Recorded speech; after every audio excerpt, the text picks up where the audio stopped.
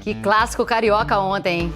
E o resultado? O Flamengo ganhou, segue na zona de classificação direta para a fase de grupos da Libertadores. Vasco perdeu, voltou para a zona de rebaixamento. Mas o clássico mostrou que as duas torcidas têm motivos para estar otimistas. Ele é intenso, teima em ser marcante. Não importa o peso em questão, sempre tem significado e faz sentido. Lá se foram mais 90 minutos dessa história centenária que dá gosto de contar.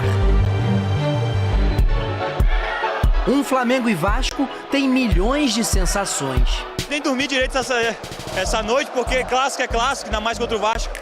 Tite não resumiu em palavras, nem precisava. Efeitos da primeira vez. O primeiro jogo como técnico do Flamengo no Maracanã. A primeira vitória num clássico do Rio de Janeiro.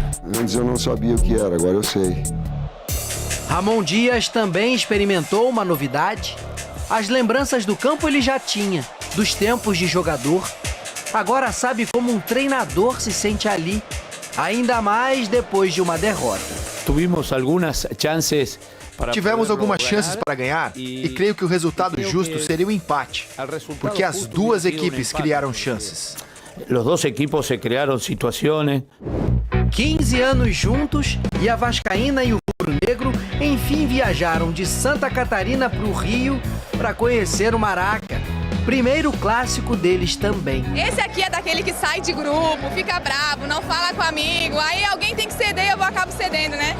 Se dá para dividir uma vida, apesar das diferenças, por que não dividir espaço num estádio? A partida teve o maior público dessa edição do Brasileiro.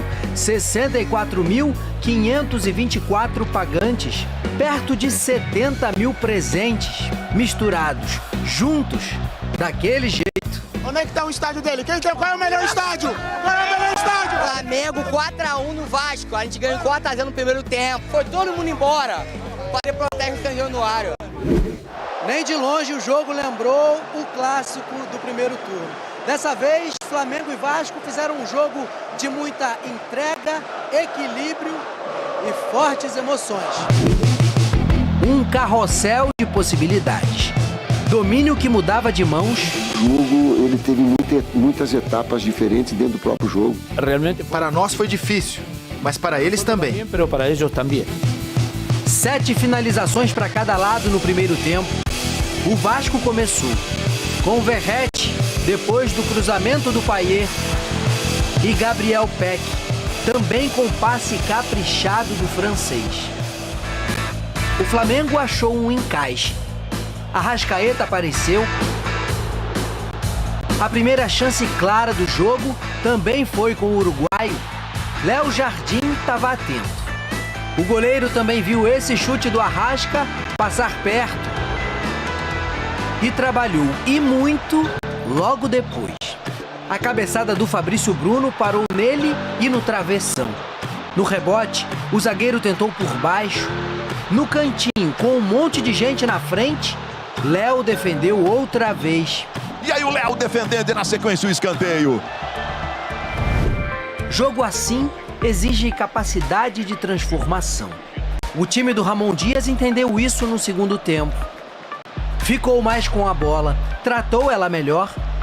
O chute do Praxedes só não entrou porque o Wesley estava no caminho. Impressionante, a bola tinha o endereço. O Flamengo perdeu fôlego. Rossi evitou que o Pirata tocasse o tesouro. Nossa, sensacional!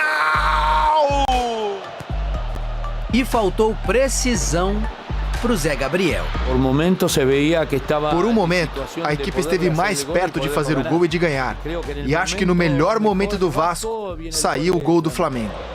Com a mão do Tite, o técnico que havia trocado Pedro por Gabigol, tirou Bruno Henrique e colocou Luiz Araújo. Gerson foi parar na esquerda. Dali nasceria o gol da vitória. Jogada iniciada pelo próprio Gerson no meio-campo, Thiago Maia achou o Gabigol. E a ideia era chegar no Arrascaeta. Léo não deixou e o Gerson curtiu. O Coringa em estado puro. Sabe de quem? É o nome da emoção! Lucas Piton era o melhor caminho para o Vasco. Jair cabeceou para fora. Foi um partido muito equilibrado. O zagueiro Medel disse que a partida foi equilibrada e o Vasco teve muitas chances, mas não teve a sorte de fazer o gol. E por isso ficou um sabor amargo. Que era para nós, eram 3 pontos importantes, mas nós vamos com um sabor amargo. Me sinto muito orgulhoso pelos jogadores, pelo clube, pelos torcedores, porque vamos competir até o final. Não estamos longe. No estamos lejos. Ramon é positivo, mas o Vasco voltou para a zona do rebaixamento. O Flamengo encurtou a distância para o líder Botafogo de 11 para 9 pontos. Esse clube aqui não tem que brigar por Libertadores, a gente tem que brigar por título. Sabemos que estamos numa situação ainda muito difícil, né, de sonhar com um título, mas a gente tem que acreditar até o final. Cada gigante com a sua luta. Ontem eles se estranharam. Foi duro, como sempre. Mas talvez no fim, os dois possam sorrir. Uma notícia que saiu agora, o presidente do STJD negou a liminar do Botafogo e o jogo contra o Fortaleza segue adiado. Ou seja...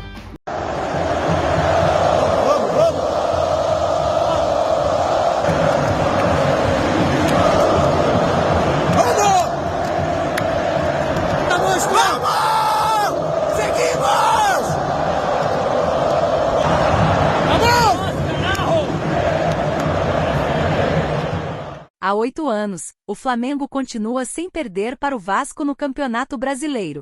No último Clássico Carioca, o time rubro-negro saiu vitorioso ao derrotar o Vasco por 1-0.